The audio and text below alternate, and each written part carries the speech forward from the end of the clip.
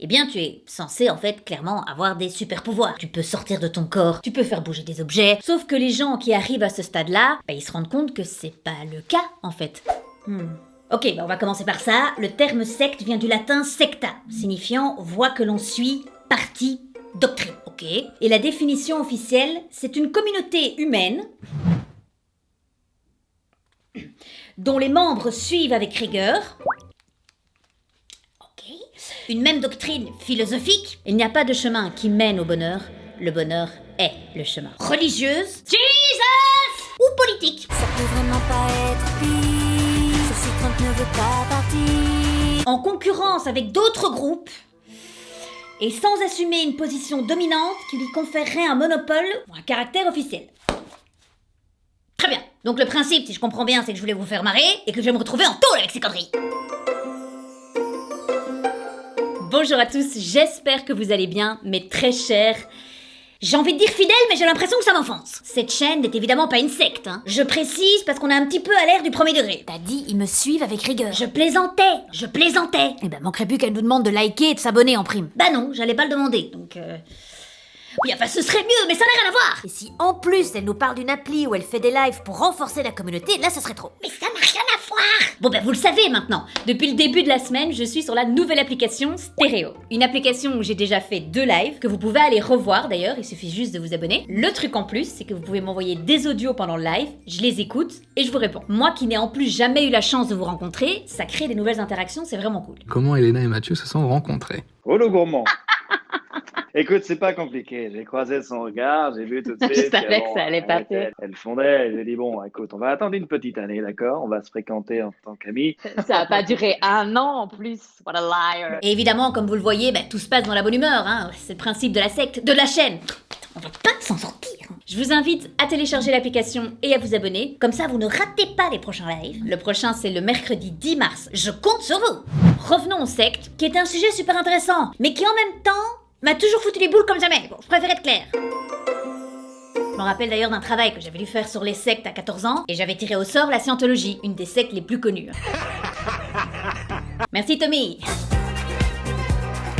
Merci Johnny. C'est un petit peu la secte des stars. Et je me souviens, pendant mes petites recherches, du haut de mes 14 ans, enfin du haut, je faisais 1m40, mais vous avez compris l'idée. Je commence à me rendre compte que les gens qui sont enrôlés dans cette secte ont l'air tout à fait normaux. Alors que le programme est quand même très what the fuck. Vous aurez l'occasion de le voir plus tard. Et donc c'est de là, j'imagine, qu'est née ma crainte. Tu te demandes toujours comment ils sont si bons dans les recrutements. Et comment ils te maintiennent dans des scénarios qui n'ont ni queue ni tête. C'est choquant. À l'époque d'ailleurs, je me souviens d'avoir trouvé des débuts de réponses, mais qui ne m'avaient pas convaincu pour un bal. Voilà. Je m'en souviens parce qu'un jour on passe devant un centre de la scientologie avec des potes. Je sais pas, on doit avoir 20 ans. Ces centres qui sont d'ailleurs toujours des maisons de malades. Les mecs valent 1,75 milliard de dollars et ils le montrent. Et donc là, mes potes me disent, mais allez, viens, on rentre, ils vont nous dire n'importe quoi. Non. Autant vous dire que j'ai pété un câble, on n'est jamais rentré. J'ai toujours l'impression qu'ils vont être capables de trouver le truc qui va te parler. Et du coup, qui va te faire rester. Vous feriez partie d'un groupe qui sauvera la Terre. Ouais, ça m'arrange pas trop, j'ai tennis à 16h. Vous êtes des êtres au pouvoir illimité. Allez, on va y aller. Vous pourrez manger des cookies à vie sans conséquence. C'est what now? Les gars, j'ai trouvé une nouvelle famille. Ça se joue à ça. Oui.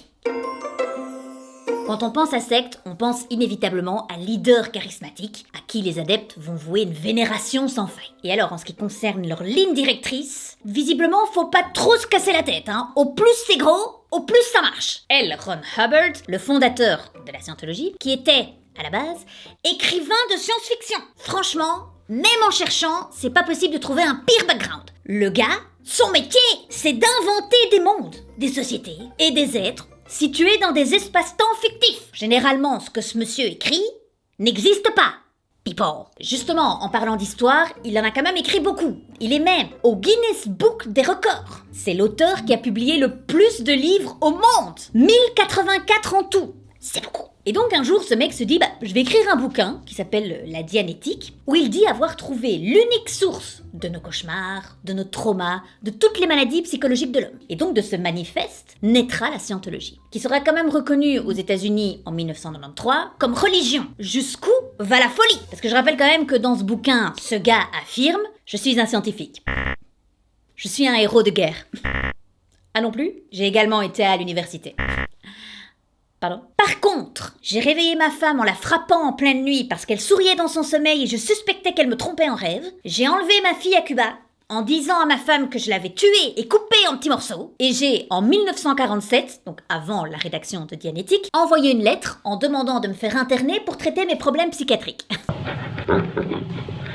Mais voilà, visiblement ça n'a pas empêché le mouvement de prendre, hein. Le monsieur a commencé à faire quelques conférences et puis c'était parti. Un autre gars, Bhagwan, qu'on appelle aussi Osho, que certains connaissent peut-être après avoir vu le documentaire sur Netflix Wild Wild Country. Lui aussi c'est pas mal. Je résume grossièrement, ce monsieur part du principe qu'il faut débunker toutes les religions. Il faut sortir l'individu du matérialisme dans lequel il s'est enfermé. Il dit qu'on a créé un dieu de la même manière qu'on a créé une figure paternelle. Par contre, on peut devenir Dieu, hein, à travers ses méditations. Ah oui, ça il faut lui laisser. Le con c'est mettre en place de très bons slogans. Tu n'as pas besoin d'un dieu.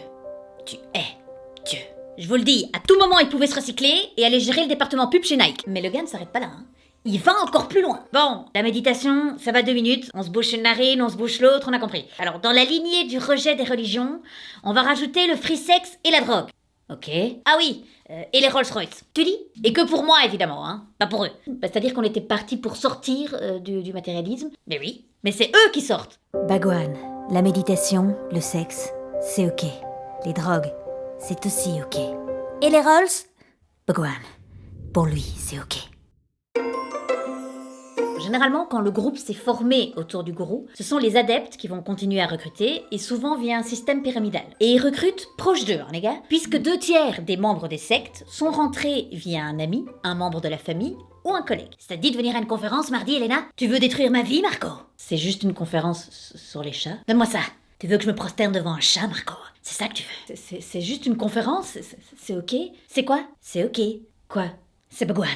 Et une fois que tu vas arriver à une de leurs réunions, il y a plusieurs principes d'endoctrinement qui peuvent être utilisés. Par exemple, ils peuvent jouer sur le fait qu'on a tendance à imiter les comportements sociaux, on a une tendance à se conformer et à suivre des ordres. Un autre exemple, dans l'église de la scientologie, ils pratiquent la délation. Oui, ça devient de mieux en mieux. Dès que tu vois que quelqu'un a un comportement qui n'est pas en accord avec l'église, petit rapport. Léa Rimini, qui est une actrice et une ancienne scientologue, explique très bien le phénomène. Imaginez, vous êtes à 3 dans un bar. Le mec boit. Or, c'est interdit par la scientologie. Léa va écrire un rapport. La 3e personne ne fait rien. Léa va être convoquée, le gars va être convoqué, mais la 3e personne va aussi être convoquée. Et on va lui demander pourquoi t'as pas écrit de rapport? Tu veux que l'église soit pas saine, c'est ça? Elle aura aussi tendance à l'avenir, comme les autres. Petit rapport. Quelle magnifique ambiance, hein? C'est vrai, hein? En fait, l'environnement d'une secte ne favorise pas l'esprit critique, parce que quand autour de toi, tout le monde a une foi inébranlable dans le projet, ça te pousse pas à remettre les choses en question. Faut bien comprendre que les adeptes d'une secte ne peuvent jamais révéler des infos sur la secte à des personnes extérieures. Les scientologues, s'ils révèlent des infos aux personnes non scientologues, mais même au sein de la scientologie, c'est très très hiérarchisé. Tu es stade 4 et tu révèles des infos que tu as apprises à un mec au stade 2, tu signes un papier en disant que tu dois payer $100 000 d'amende. Donc je peux vous dire que motus et butchukuzuta, ok? Cette traduction n'existe pas, mais vous avez compris le concept. Beaucoup de sectes jouent sur les promesses et sur les récompenses à la clé. Vous êtes les élus, faites ceci et vous vivrez une vie éternelle. Il peut aussi y avoir des niveaux à accomplir. Pour illustrer ce point, je vais vous expliquer le système du pont de la liberté totale de la scientologie. Alors, si vous n'étiez pas assis, faites-le. C'est un peu... Faites-le. Voilà le bridge. On va commencer par le bas. Grade 1, grade 2, grade 3. Le but de ces stades-là, c'est de se libérer de ces peurs, de ces traumas, de ces angoisses, notamment à travers une machine qui s'appelle le e-meter, à laquelle on est connecté, qui ressemble un petit peu à un détecteur de mensonges, et qui nous permettrait de nous libérer de tout ça et d'arriver à un stade où on est clear. Clear de toutes nos expériences négatives du passé. Ce n'est qu'ensuite qu'on peut rejoindre les niveaux OT. Et c'est là qu'on va en apprendre un peu plus sur les recherches de Bard. Pour passer en revue les niveaux, vous partez du grade 1, le maximum c'est OT8. Pour arriver jusque-là, vous allez devoir dépenser entre 500 000 et $1 million. Et les gens, ils vont mettre des dizaines d'années pour atteindre ces niveaux. Le problème, c'est que vu les montants, en réalité, il y a très peu de gens qui atteignent le niveau OT. Et c'est dommage, parce que c'est au niveau OT3 que Ronnie nous apprend la création. Les gars, préparez-vous, le mec a pris sa plus belle plume. Là, c'était son moment. Je précise aussi que le scientologue qui arrive à ce niveau OT3, il y a tout un cérémonial autour. Ces infos, elles sont dans une mallette fermée, accrochée en permanence à un scientologue. Tu dois passer plusieurs portes pour arriver enfin dans une salle où tu pourras ouvrir la mallette et recevoir le secret. Il y a 75 millions d'années, le dictateur Xenu de la Confédération intergalactique régnait en tyran. Ces extraterrestres vivaient exactement comme les États-Unis des années 50. Ils avaient les mêmes habits, les mêmes voitures, les mêmes maisons. Vous dites peut-être, tiens, c'est bizarre parce que le livre a également été écrit pendant les années 50. Je vous rappelle que le monsieur avait déjà écrit des centaines de bouquins, et donc je pense qu'on était clairement sur un monsieur qui n'avait plus d'idées. Non, mais c'était comme ici. Ils ont un toaster, des chèvres, je sais pas. Mais ce monde était en proie à la surpopulation. Pour résoudre ça, Xenu a fait venir certains extraterrestres, leur prétextant qu'ils devaient remplir des taxes, peu importe. Et il les a congelés, en leur injectant du glycol dans le cœur. Ensuite, il les a emmenés en avion, dans l'espace. Mais c'est impossible. Chut. Ils ont des chèvres. Et ils ont volé jusqu'à une planète, TG-Hack, la Terre. Et cette planète sera leur prison, en quelque sorte. J'ai quand même l'impression que ce scénario ressemble étrangement à Avengers Infinity War. On sait maintenant où Marvel va chercher ses inspirations, hein. Ces avions, chargés de corps congelés, arrivent sur Terre, et ces corps sont ensuite droppés dans des volcans, et ensuite, pour sceller le truc, ils ont jeté des bombes à hydrogène dans ces volcans. Et là, tenez-vous bien. Enfin, à ce stade de l'histoire, vous êtes déjà tombés, mais... Quand un bébé naît sur Terre, eh bien, ces corps congelés, ces tétans, viennent se greffer à son âme. Et ils sont parfois des milliers à venir se greffer. Et ce sont eux, la source de nos angoisses, de nos traumas et de nos peurs. You're taking crack cocaine, right? Et maintenant, ton but, c'est quoi? C'est d'aller localiser ces aliens qui sont accrochés à ton corps, hein. Et une fois que c'est fait, tu leur demandes de partir. Ok, je crois que j'en ai un. Back off, man!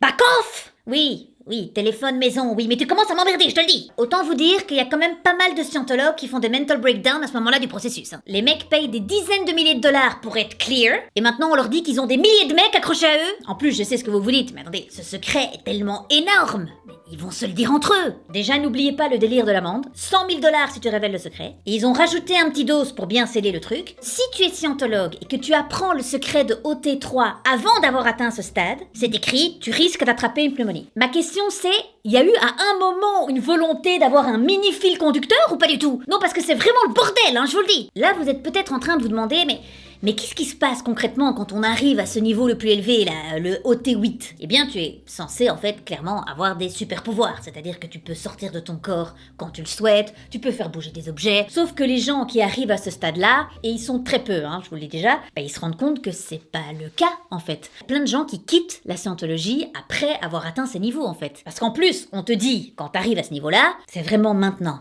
que tu vas pouvoir découvrir qui tu es. Je te demande pardon? Même au dernier niveau, il y a une carotte, vous vous en doutez. Et la carotte, c'est que si vous regardez le schéma, vous avez peut-être dû vous dire, mais attends, elle nous dit que le niveau le plus élevé c'est OT8, or moi je vois un 9, un 10, un 11, un 12, etc. Eh ben oui, en fait c'est à travers ces niveaux-là qu'on est censé trouver qui on est vraiment. Sauf que ces niveaux n'existent pas. Voilà, il n'y a pas d'enseignement pour ces niveaux-là. Le gars a tout bâclé, tout. D'ailleurs, si vous voulez un épisode un peu différent, braqué que sur ce gars, hein, ce Ron Hubbard là, vous me le dites en commentaire. Ce mec n'a aucun sens. Ce qui est intéressant aussi, c'est quand on analyse notre histoire, les nouveaux mouvements religieux, ils ont tous émergé au moment où les hommes étaient confrontés à des moments difficiles de leur histoire. En Europe, à la Renaissance par exemple, ils ont émergé face au rejet des institutions religieuses. Pendant la guerre du Vietnam aux États-Unis par exemple, les gens ne croyaient plus vraiment en leur gouvernement, et là on a pu observer aussi une montée de leaders charismatiques américains et indiens. D'ailleurs, si on se concentre un peu sur les États-Unis, c'est un pays qui a su accueillir dès sa création les nouvelles religions, surtout dans une partie du pays, entre l'Albanie et Buffalo. Une partie qu'on appelle le Burned Over District, donc le district incendié, qui a vu la naissance des Mormons ou Église de Jésus-Christ des Saints des Derniers Jours. On dit les deux. Pourquoi les derniers jours? Enfin écoutez, les derniers jours, la trahison, la croix, tout le monde s'en fout de ces premiers jours où on lui essuyait les fesses avec du foin, réveillez-vous! Et la naissance aussi des témoins de Jéhovah. Jérémy, tu fais encore tout de travers, hein? T'étais pas là au répète ou quoi? Comme ça. Voilà, 2 secondes, c'est le timing parfait. Non, t'as fait 9 secondes, toi. Ben oui, 9 secondes et ta coupe au bol, les gens l'ouvriront jamais, hein, Jérémy, jamais. Aujourd'hui, la différence, c'est qu'avec Internet, ce n'est plus une question de géographie. On a des gens qui peuvent s'adresser à leur communauté via les réseaux sociaux et qui peuvent créer des groupes via ce biais-là. Et malheureusement, Internet et les algorithmes n'aident pas vraiment à se dépêtrer si on est pris dans un mauvais engrenage. Parce qu'ils vont nous proposer le même contenu encore et encore. Et ça va pas venir challenger notre esprit critique. Bon, ne soyez pas en peur panique des réseaux sociaux non plus, hein. Moi, je regarde pas mal de vidéos sur l'astronomie, il peut pas se passer grand chose non plus. T'as entendu parler de la secte Heaven's Gate? Quoi? En 1997, on a retrouvé le corps d'un groupe de 39 personnes qui faisaient partie de cette secte. Ils avaient commis un suicide collectif dans l'espoir de se transporter dans un vaisseau extraterrestre de passage dans le sillage de la comète Hale-Bopp. Merci, je regarde quoi maintenant, moi? Quel plaisir enchanteur de faire pousser du céleri au mois de mars. Mais alors, vous allez me dire quel type de céleri? Je crois que j'ai touché le fond. Voilà, c'est la fin de la vidéo, j'espère que ça vous a plu. N'hésitez pas à mettre un commentaire et à liker cette vidéo. Moi, toutes ces recherches sur les sectes n'ont pas du tout affecté mon moral. Je vous dis à très vite, prenez soin de vous, ciao. Ciao. En ce qui concerne les lignes directrices qu'ils a... Putain, non, c'est...